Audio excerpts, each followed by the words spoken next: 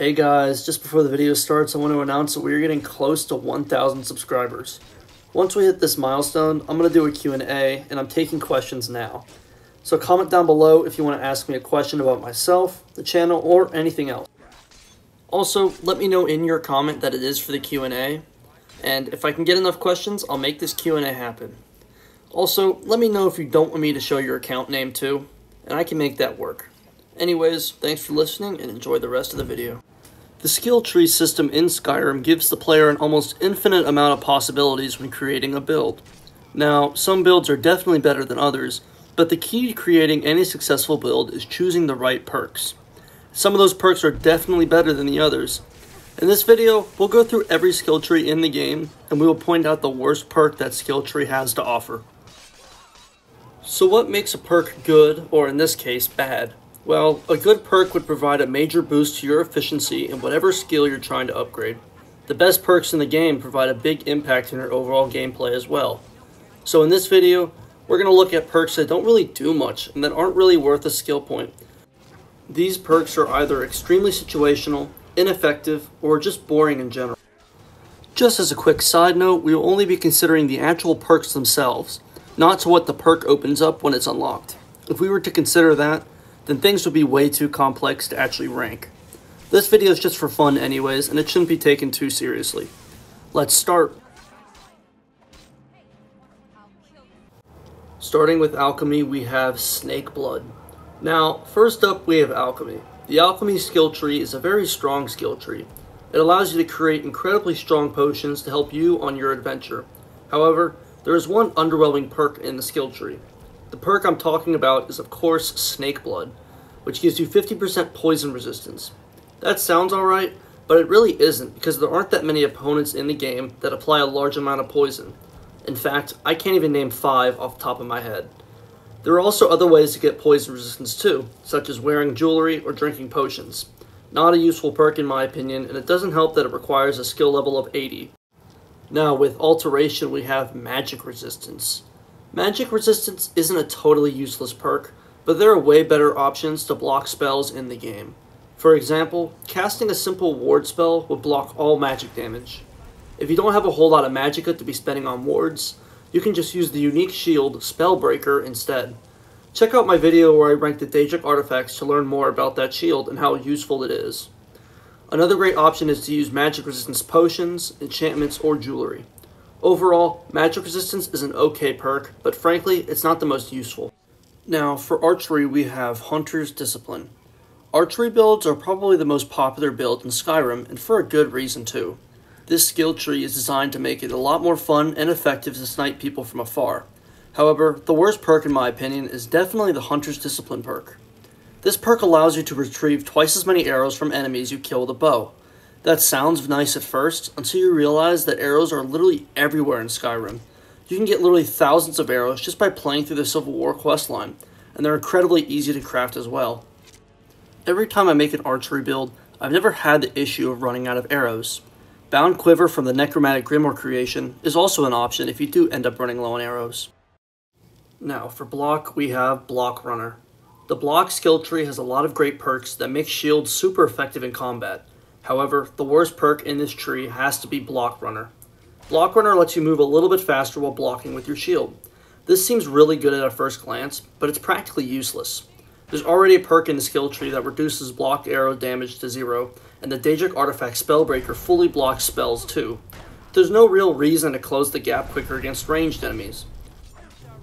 In melee fights, slow movement speed while blocking isn't much of an issue, since you should only use your shield to parry the opponent's attacks. For Conjuration, we have Oblivion Binding.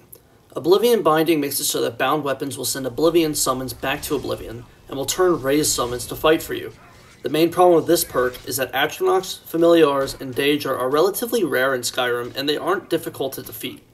Also, a very small percentage of mages actually raise the dead, so you won't see too many of them anyways. This perk can be useful against Volkir vampires from the Dawnguard DLC, because they often raise the dead, but that's about it. Not really worth a perk point in my opinion. For destruction, we have Intense Flames. Intense Flames makes it so that low health enemies will flee you once you light them on fire. There's just no point to this at all. If your enemies have low health, making them run away will just make it way more annoying to kill them. It's much easier to end them if they keep fighting you. With this perk, any encounter where you use fire damage will just turn into a wild goose chase. For enchanting, we have Frost Enchanter. I'll be honest, every perk in the skill tree is very good. So good, in fact, that I can only choose one for a very niche reason. Frost enchantments add frost damage to your weapon. However, there are actually many different enemies in the game that all have a resistance to frost. All Nords, all vampires, Draugr, and any snow animal, just to name a few, have some sort of frost resistance to them. This means that the enchantment is less powerful, which in turn makes the perk less powerful. Still a great perk by all means, but one of them has to be the worst, and Frost Enchanter is the worst. So for heavy armor, we have Cushioned. Cushioned gives the Dragonborn 50% fall damage resistance when wearing a full set of heavy armor. The problem with this perk is that fall damage isn't really a threat to the Dragonborn at all during most of the game. You're really only going to take fall damage when jumping off a high cliff and when you're jumping off mountains, and for that, there's a better option. The Become Ethereal shout makes the Dragonborn invincible for a short amount of time. Next time you want to jump off a cliff in Skyrim, you can just use this shout just before you land and take no damage. Cushioned is an obsolete perk that shouldn't be taken unless you want to access a perk that you need it unlocked for. For Illusion, we have Aspect of Terror. This perk increases the maximum level of enemies that fear spells will work on. As mentioned in a lot of my other videos, I absolutely despise fear spells. They make the combat in this game so much less fun. With that being said though, I think that this perk affecting fear spells is the worst one. It's not actually that bad of a perk if you utilize fear spells in your playthrough. However, for me, I never take this perk for my mage playthroughs. So for light armor, we have Deft Movement. Deft Movement gives you a 10% chance to reduce an incoming attack's damage to 0. Now, I actually think that all the perks in the skill tree are actually really solid. However, one of them have to be the worst, and I think Deft Movement is the worst. Deft Movement for me just doesn't make enough of an impact in-game. Level 100 skill perks are supposed to be the most impactful perks in the game, and this one doesn't cut it for me. Deft Movement can save you in a fight, but the fact that it activates 10% of the time makes it unreliable for those really important moments in most fights. Still worth it though if you use light armor. For lockpicking, we have Treasure Hunter. Treasure Hunter is one of the most vague perks in the game. According to the Skyrim unofficial wiki, this perk increases your chance of finding a weapon or armor piece, which may or may not be enchanted, in chests from 10% to 15%. This is fine and all, but it's not going to be a game changer in any playthrough. The odds of actually getting game-changing items are still really low with this perk. It's not really worth getting this perk at all in my opinion. For one-handed, we have Paralyzing Strike. Paralyzing Strike gives you a 25% chance to paralyze the opponent on a successful backwards power attack. Now, the only problem with this perk is that it can be really difficult to actually land backward power attacks. The best way to consistently land them is by reacting to the enemy's power attack. However, it's much safer in most cases to just block bash your opponent when they power attack instead. It's also not very helpful that this paralyze effect will only work on 1 out of every 4 successful backward power attacks. Not too bad if you can get really good with those backward power attacks, but because it takes a little bit of practice to get right, it's not a perk I really get excited for once I unlock it. For Pickpocket, we have Cut Purse. Cut Purse makes it so that pickpocketing gold off of NPCs is a lot easier. Typically, most NPCs carry around 5 to 20 gold from my experiences, so it's not very worthwhile to get this perk. Not to mention, you can still be caught by taking gold, which can make this method of getting money pretty frustrating at times. It's a lot more efficient to spend your time completing quests, clearing dungeons, and selling loot to get money instead of pickpocketing NPCs. So in reality, this perk does a decent job at what it's trying to do. However, there are just a lot more easier, efficient, and more fun ways to make money in this game. Okay, pretty much every perk in this tree does the exact same thing. In essence, each perk unlocks the next tier of armor and weapons that you can smith at a forge.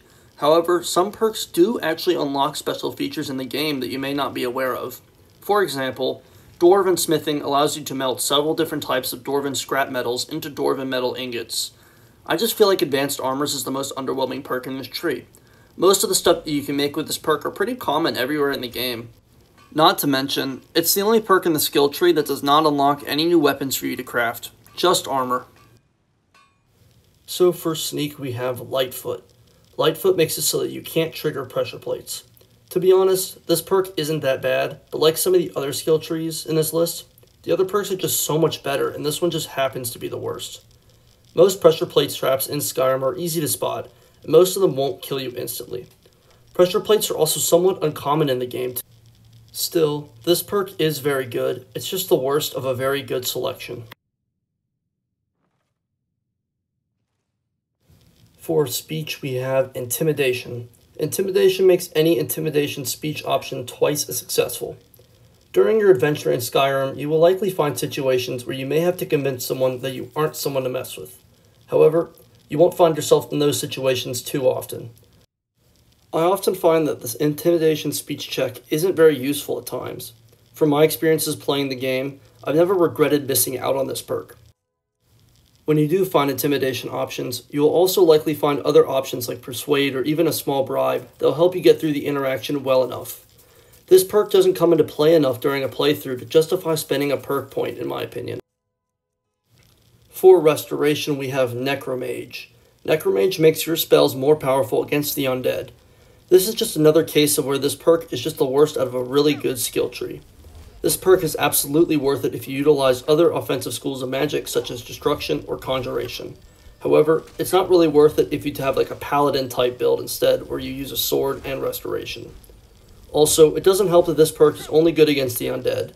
Not all enemies you face are going to be undead, and there are other ways to give you an advantage against those types of enemies.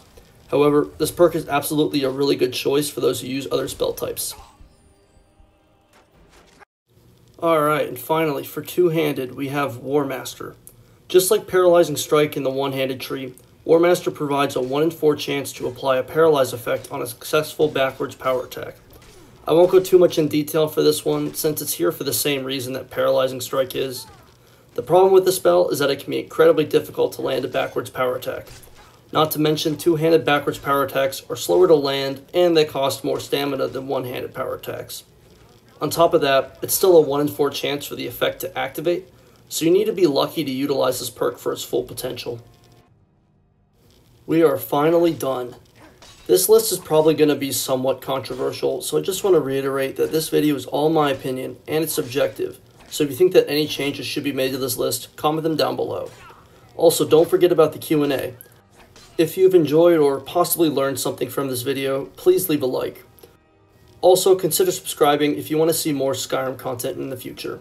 The support over the last few weeks have been amazing, so thank you all for that. That's all for me. Thanks for watching and have a great rest of your day.